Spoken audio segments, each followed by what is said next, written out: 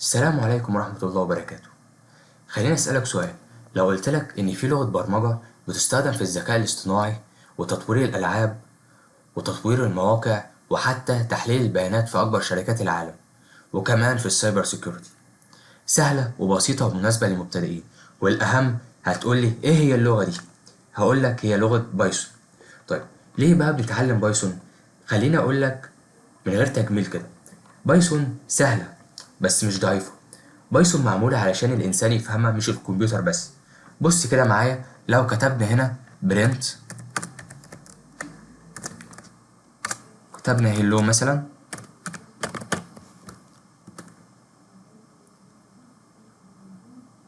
هيطبع لك هنا هيلو اللي احنا كتبناها دي. طيب زي ما انت شايف كده، سطر واحد خلصنا، مفيش وجع دماغ، مفيش تعقيد. طيب بتفتح لك أكتر من باب، وأنا مش بهزر. بتستخدم في ال AI والماشين ليرنينج والويب ديفلوبمنت والاوتوميشن والجيمز والسايبر سيكيورتي، وبتشتغل في مجالات كتير. يعني بتتعلم لغة واحدة مطلوبة في سوق العمل زي جوجل وفيسبوك ونتفليكس وناسا. بايثون بايثون مستخدمة في أكتر من شركات زي ما احنا قلنا دلوقتي. يعني مش لغة كده للعب، لأ دي لغة تقيلة كمان. طيب يعني ايه بقى برمجة أصلا؟ البرمجة ببساطة إنك تقول للكمبيوتر يعمل إيه بالظبط خطوة بخطوة، وإحنا ببايثون هنقول له الكلام بطريقة سهلة وواضحة. طيب أول حاجة خلينا نتعلم يعني إيه variables. هنضيف بوكس هنا. طيب يعني إيه بقى الفاريبلز أو المتغير؟ الفاريبلز، تخيل معايا كده إن في صندوق، والصندوق ده بتحط فيه قيمة، والقيمة ديت ممكن تتغير. طيب مثال بسيط، لو كتبنا الإيدج equal 20 مثلا، تمام. طيب دلوقتي عندنا اسم الصندوق وهو الإيدج، والقيمة اللي جواه هي ال20، تمام. يعني أنا كده قلت للكمبيوتر خليك فاكر إن السن بيساوي 20. طيب مثال تاني، لو أنا عملت النيم مثلا equal عبد الرحمن. طيب دلوقتي الكمبيوتر عارف إن الاسم اسمه عبد الرحمن. طيب هتقولي دلوقتي أنا ليه هنا حطيت الدبل كوتيشن وما حطيتش هنا عند ال20؟ هقولك الدبل كوتيشن دي محطوطة عشان تبين إن ده نص string، وده هنشرحه قدام.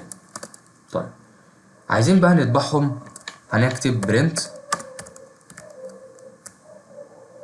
وهنفتح أقواس وهنكتب الاسم المتغير وهو الإيدج،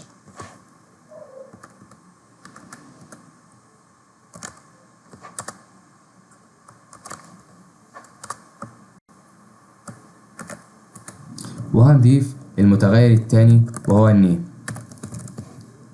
طب هتقولي دلوقتي احنا لما كتبنا برنت هيلو حطينا الدبل كوتيشن على هيلو، ليه هنا ما حطيناش الدبل كوتيشن؟ هقولك احنا لو حطينا الدبل كوتيشن، تعال نحط كده الدبل كوتيشن.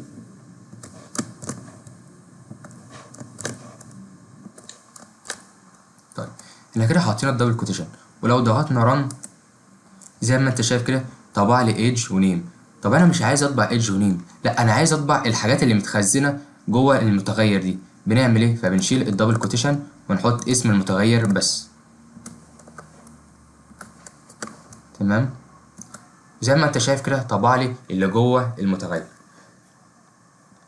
طيب خليك بقى عارف معلومه كده على السريع عشان هنشرحها بعدين. بايثون بتحدد نوع البيانات لوحدها. يعني هي عارفة إن ال20 ديت نمبر، وعارفة إن كلمة عبد الرحمن دي سترينج، قلنا من علامات التنصيص، تمام. تمام. طيب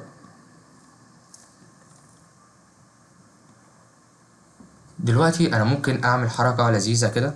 لو كتبنا حاطين هنا دبل كوتيشن، تمام، ونحط ونفصل ما بينهم بالكومة دي، تمام، ونكتب ماي ايج از مثلا، تمام. ونحط هنا كمان دبل كوتيشن ماشي ماي نيم از. طيب وضغطنا رن، زي ما انت شايف كده طبع لي الماي نيم از. دلوقتي بقى ركز في الحته اللي انا قلت لك عليها، ان احنا لو حطينا الدبل كوتيشن بتنزل زي ما هي، زي ما انت شايف كده لما عملنا نص داخل الدبل كوتيشن نزل زي ما هو، ما حصلش اي تأثير. طيب ازاي بقى فصل ما بين، او عارف ازاي ان هو يفصل ما بين الحاجة اللي هو عايز ينزلها والحاجة اللي هو عايز ياخدها من المتغير نفسه؟ فصلنا بينهم بعلامة الكوما اللي انا قلت لك عليها دي، الكوما اللي هنا. تمام تمام. طيب الكود ده ممكن يتحول بعدين لتسجيل مستخدم حقيقي. طيب تعالوا ندخل بقى في العمليات الحسابية. طيب هنا بقى اللعب الجد، العمليات الحسابية اللي هي الجمع والطرح والضرب والقسمة. مثال بسيط، مثلا هنعمل متغير اسمه x وهنحط في قلبه الرقم 10، تمام، ومتغير اسمه y وهنحط جواه رقم 5 مثلا، تمام تمام. طيب دلوقتي أنا عايز أعمل عملية الجمع، هنعملها ازاي؟ هنكتب برنت، برنت ده أمر الطباعة. وعملية الجمع احنا عايزين نجمع ايه بقى؟ ممكن تجمع ال5 زائد ال10 كده، ولو ضغطنا كده هتلاقيه جمعها لك. طيب دلوقتي انا لا، انا مش عايز اعمل الحركه دي، عشان فيما بعد ممكن اخلي المستخدم هو اللي يدخل الرقم، فانا عايز اطبع اللي جوه المتغير. طيب عشان نطبع اللي جوه المتغير بنكتب المتغير نفسه، وزي ما اتفقنا ان احنا عشان نطبع الحاجات اللي جوه المتغير ما بنحطش علامات اللي هي الدبل كوتيشن، تمام. طيب دلوقتي احنا عايزين نجمعهم، هنعمل علامة الجمع بلس واي، وزي ما انت شايف كده لو ضغطنا run 15، تمام.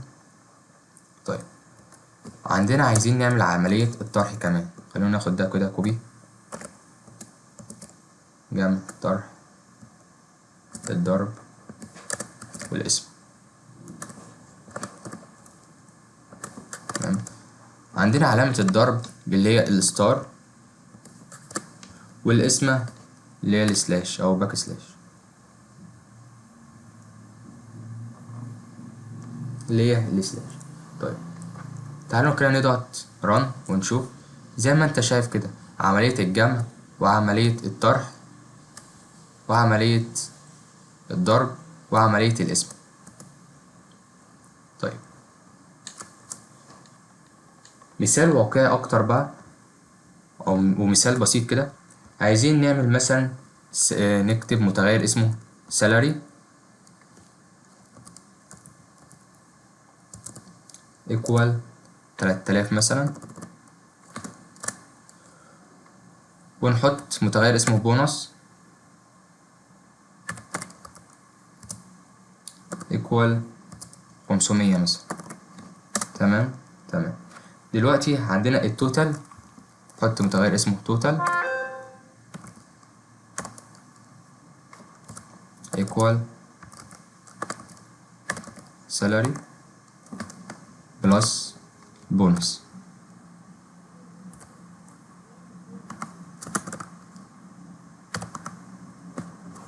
تمام. طيب دلوقتي بقى احنا عايزين نطبع التوتال ده عشان نعرف هياخد كام.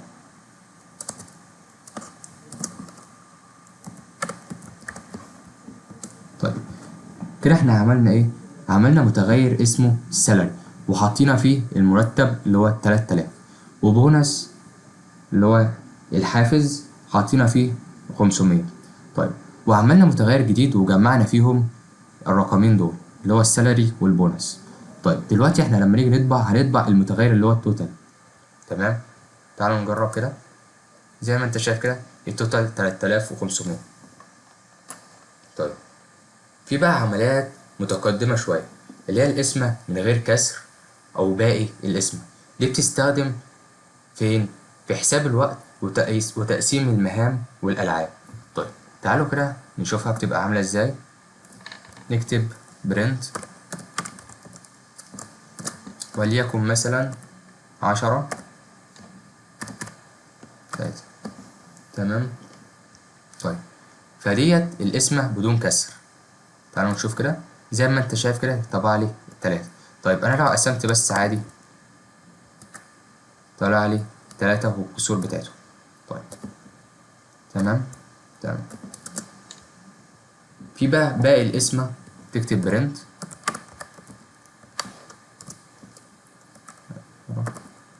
وباقي القسمة بالعلامة اللي هي في المية دي. تمام. وزي ما انت شايف كده 1. وديت باقي القسمة. باقي القسمة ديت اللي هو أقرب رقم ينفع يتقسم على ال3 ويطلع عدد صحيح. طيب ايه أقرب رقم ممكن يتقسم على ال3 ويطلع عدد صحيح؟ اللي هو 9. 9 على 3 فيها ال3. تمام. طيب ال9 دي فاضل لها قد ايه عشان تبقى 10 1؟ زي ما انت شايف كده هو طبع لي الواحد ده. طيب تعالوا بقى نعمل تطبيق يجمع فيه الحاجات اللي احنا شرحناها دي كلها. هنكتب مثلا النيم equal، نحط علامات تنصيص دي علي. تمام. والماس equal 80 مثلا. تمام. والانجليش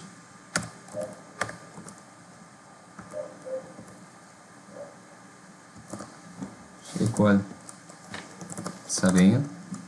ماشي. والساينس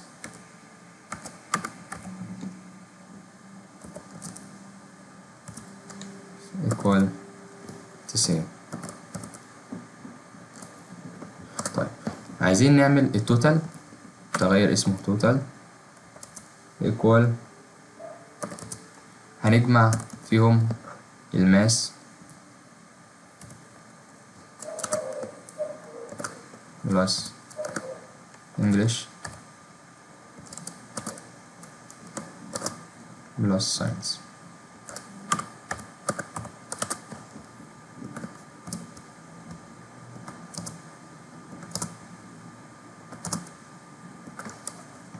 تمام. تمام. طيب وهنعمل متغير اسمه average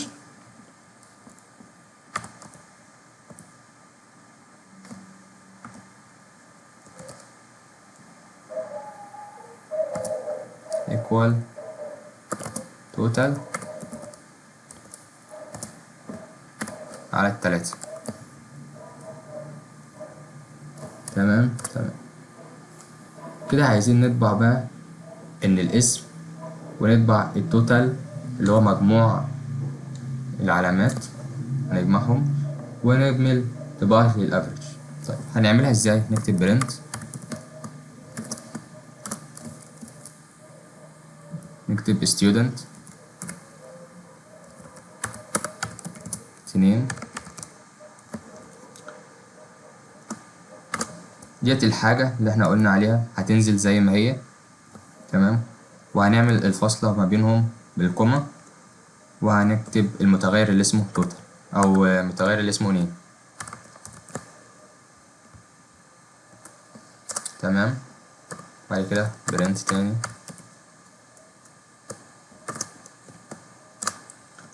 ونكتب توتال ماركس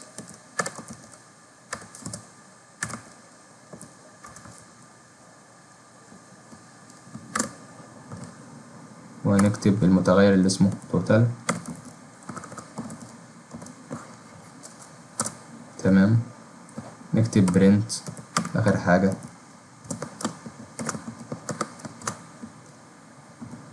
average